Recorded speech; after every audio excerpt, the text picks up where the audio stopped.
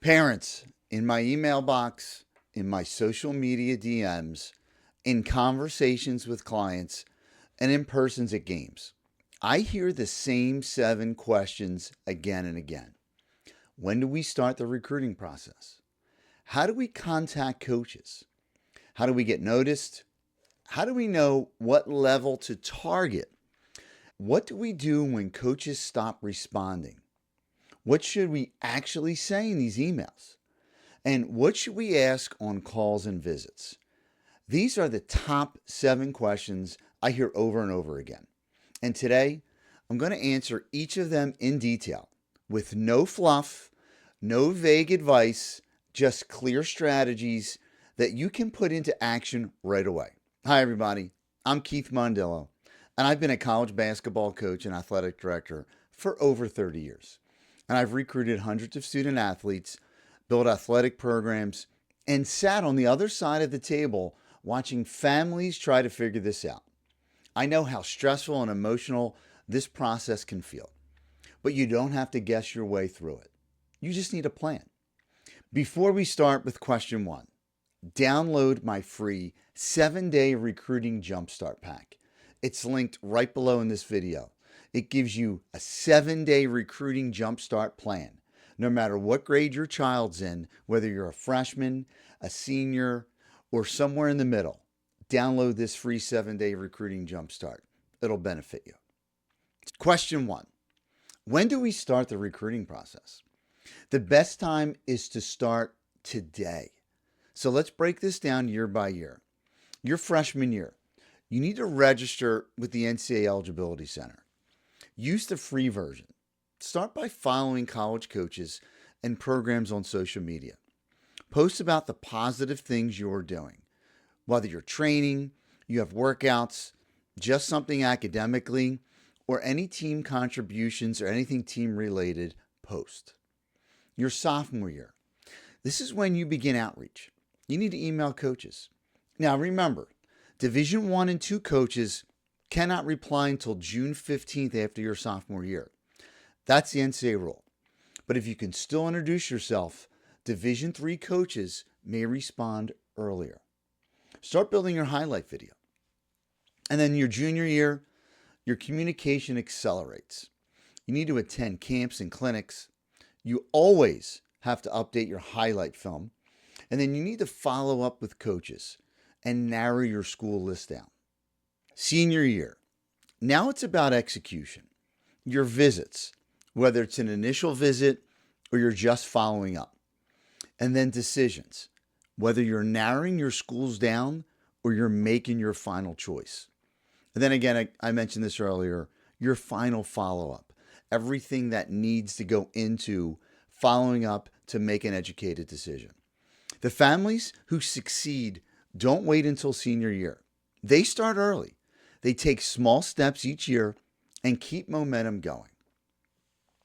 Question 2. How do I contact coaches? You don't need a recruiting service. You don't need to mass email 100 schools. You need to send direct professional emails. And here's the formula. You always use the coach's name. And you mention something specific about their program. Share why you're interested and include your updated highlight video link. Your subject line is short and clear. 2026 forward, 3.7 GPA, then your highlight link. Coaches miss emails constantly. They're busy, they're traveling. If they're in season, they're prepping for practice. If you don't hear back, you need to follow up in 7 to 10 days. That shows persistence and professionalism. One email won't do it. Consistency is what gets you noticed. Question 3. How do I get noticed by college coaches? Again, you don't just get discovered. Coaches recruit who they know about. So your first step is to send your highlight video, 2 to 3 minutes, but your best plays first. Step 2, consistent communication. That includes emails, your updates in those emails, and progress reports. Step 3, live events. Stand out with hustle, effort, body language, and how you interact with teammates and coaches. College coaches want competitors, just not scorers. Visibility comes from three things: your video, your communication, and your presence. That is how you get noticed. If you're listening and thinking, this all makes sense, but we need a clear path to put this into action, that's why I created the Recruiting Jumpstart bundle. This is a 90-day system for families who want to build momentum right now. Inside the bundle, you'll get all of my key resources, but the centerpiece of this is the senior year recruiting sprint. And don't be fooled by the title. It's not just for seniors. It gives families at every stage a 90-day roadmap to accelerate recruiting. The bundle includes communication strategies, email templates that get replies, self-assessment tools, and step-by-step instructions. If you want clarity instead of confusion, this is the bundle for you. The link is below in this video. Question 4. How do I know what level to focus on? If you're not a major contributor on your high school team or AAU team by your junior or senior year, you're probably not a Division I athlete. And listen, that is okay. Division I is not the only path. In fact, it's not always the best path. The right focus is on fit, and that fit is academically, athletically, financially, and socially. This is the 4-part fit test. The academic fit: does the school offer the right major? The athletic fit: can you realistically compete on the roster? Financial fit: can your family afford the package? Your social fit: do you feel comfortable on campus and with your teammates? If all 4 align, that school is a strong fit, no matter if it's Division I, II, or III. So don't chase the wrong level. Chase the right fit. Now, question 5. What should I do when I get ghosted by coaches? I get this question a lot. And getting ghosted by coaches hurts. It feels personal, but it happens to almost every recruit. And here's the truth. Sometimes silence is the answer. No response often means they don't need your position. They're too busy, or they're just not interested. Send one polite follow-up email. If silence continues, you must move on. Don't spend months chasing a school that's not answering you. Recruiting is a numbers game. You don't need 50 yeses. You need one right yes. So remember, sometimes silence is the answer, and that's okay.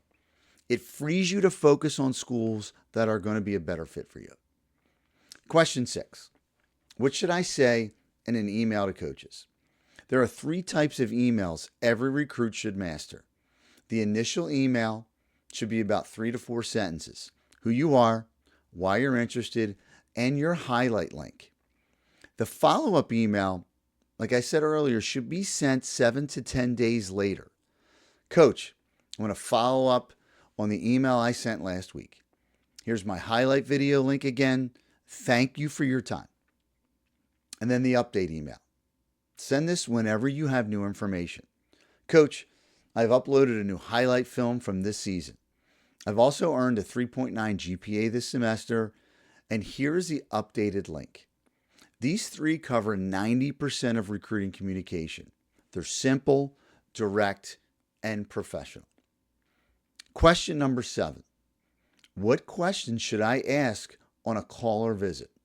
And this is where most families separate themselves. Most freeze up, or they won't ask about scholarships.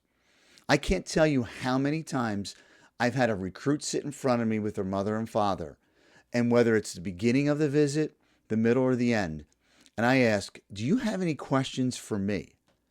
And they just sit in silence. I always get, well, you've answered most of them. You should always be prepared for questions. And here's some that stand out. What style of play does your team run? Now, if you've done your research, you should know this, but it's something that you can ask. Maybe you might change next year. Maybe a team presses one year and they walk it up the next. So the style of play question does fit this situation. And then where do you see me fitting in? Like I said, you might run one year, you might go bigs the next. So if you're in between, you got to figure out if you fit their system. And then what does a typical day look like for your student athletes? What kind of academic support's available? And how would you describe the team's culture? Now, that's an open-ended question, but a coach's response and a player's response should tell you everything you need to know. And then, what do you expect from your freshmen? What challenges do first-year players face? And how do you see the roster changing over the next 2 years? Because remember, with the portal, with transfers at junior colleges, right now, someone's roster could get redone in a summer. So that's a very important question. How do you see your roster changing over the next 2 years? And then these questions show your maturity. They show you are serious about more than just money or just playing time. They show you want the whole college experience. Always prepare 5 questions before a call or visit. Preparation makes you memorable. So these are my top 7 questions I hear every week. Not in any particular order. Some ask more than others. But now you have most of the answers. When do I start? How to contact coaches? How to get noticed? How to know your level? What to do when you get ghosted? What to say in emails? And what to ask on calls and visits? If you want to take your first step today, download the free 7-day Jumpstart pack. The link is below. And if you're ready to build momentum with a proven 90-day plan, grab the Recruiting Jumpstart bundle. The senior sprint book inside that bundle is your family's blueprint for building recruiting momentum at any stage. And remember, we are not a recruiting service.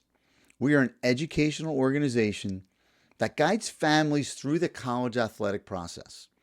Thanks for watching, and I'll see you in the next video.